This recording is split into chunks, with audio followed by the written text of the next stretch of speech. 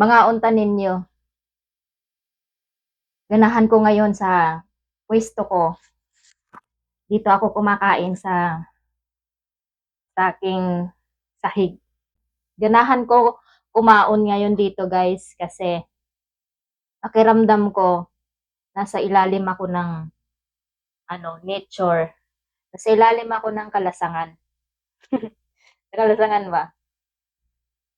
Kasi nag-aano ako ngayon guys, nagki-cravings ako. Hindi ko maintindihan kung anong gusto kong kainin. Kahapon pa. Pero ngayon, awa ng Diyos, nawala na yung pananakit sa lalamunan ko. Nawala na yung tonsil ko kasi alam mo ginawa ko, hindi ko alam kung dahil doon sa pag-inom ko ng malamig ha. Uminom ng malamig na soft drinks. Tapos yun, nagmeryendahan kami. At ininom ko ng ininom yung soft drinks na malamig. Ngayon, nawala na siya. Nawala na yung pamamaga niya. Nawala na yung sakit-sakit. Tapos, ito nga, kahapon ba ako nag-cravings. Nag-cravings ako guys sa pagkain na Pizza Hut. As in talaga hinahanap ko yung Pizza Hut. Kaso nga, wala man akong pambili. At wala rin dito yung gusto kong kainin na Pizza Hut. Kasi yung hinahanap ko na Pizza Hut yung punong-puno ng palaman.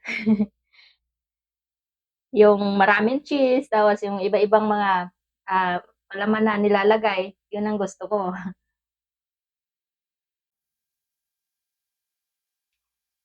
Hanggang ngayon, nagki-cravings pa rin ako.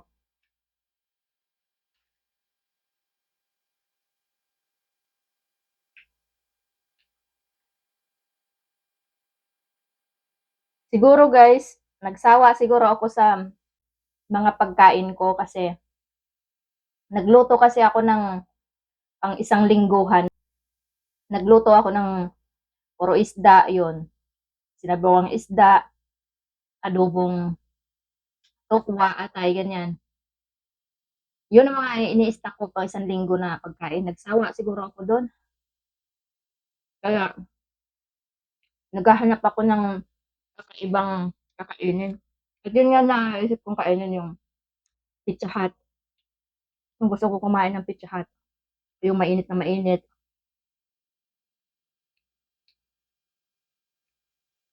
Pero hindi ako nakabili kasi wala man akong pambili. At saka malayo din yung mau-orderan. Tapos ito yung niluto ko ngayon. Nag-iisip pa ako dito sa ilalagay ko dito sa niluluto ko. Kasi munggo, ang sabi ko, sa isip ko, gusto ko kumain ng munggo na may ah, tuyo. Yung tuyo ba na dilis ba? Pero nagalinlangan ako kasi baka hindi ko magustuhan ng tuyo, baka mababahuan ako, parang hindi ko type ang lasa. Kaya naisip ko, nilagyan ko ng hipon. Hipon una, pero nagbago na naman nga isip ko, pero sabi ko, lagyan ko kaya ng tuyo, yung ito dilis. Di, nilagyan ko na nga, nilagyan ko siya. Hindi na ako nag-alinlangan, nilagyan ko na siya. Ayun ang tinikman ko ngayon. Masarap siya. Nagustuhan ko yung lasa. Grabe yung cravings ko ngayon, guys. Yung kakaiba. Yung stress ka, tapos meron kang gustong hinahanap ka. Yung parang iwan, hindi mo maintindihan. Kaya ito nang niluto ko.